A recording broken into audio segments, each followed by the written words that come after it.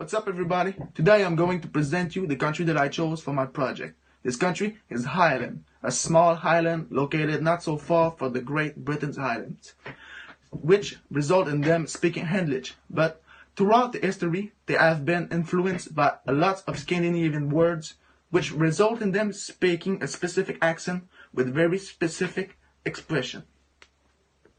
For the first vernacular expressions, it is stop acting a maggot. If we translate it in Canadian English, it is stop acting a fool, which means basically the same. Instead, we are replacing one word with a more Irish one. For the second vernacular expressions, it is a simple one. For example, in Canada, we are saying the chair is broken, but in Ireland, we will say the chair is banjacks. This word comes from Scandinavia, which the Vikings brought when they came into the island and conquered it. For the third one, it is a specific one, because it is something that students often do. What I'm talking about is skipping classes or ditching school, which in Ireland we would say they're bunking off, or they're bunk off school, which is a brand new verb that Irish people often use. The last one is a funny one, because if an Irishman would say that sentence to an American man, the American would be pretty confused, and this is why. The sentence is called whore, but the whore in Ireland and the whore in Americans are completely different. The whore in Ireland is spelled like H-O-O-R, which isn't completely the same as the American, because whore in Ireland means someone who is planning things quietly to turn them into his advantage. Now, for the typical type of food that we can find in Ireland, there's a special one called barmbrack. This small piece of bread is a tradition at Halloween.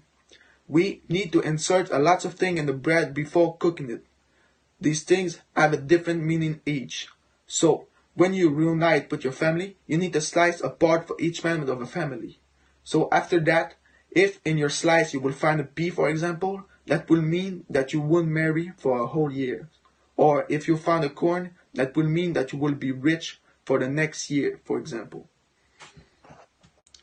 The second meal I'm about to present you is a cheap one, but it is very popular in Ireland. This meal is bacon and cabbage. Since they have been very poor throughout all the histories, the Irish farmers had to raise pork so they will eat every night. So that brought that special meal that is still eaten in Ireland today. Now, if we talk about what the Irish folks are believing in, we can count the leprechaun.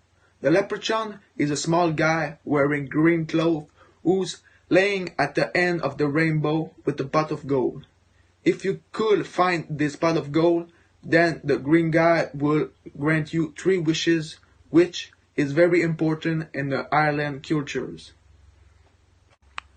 Now, let's talk about something that we all know.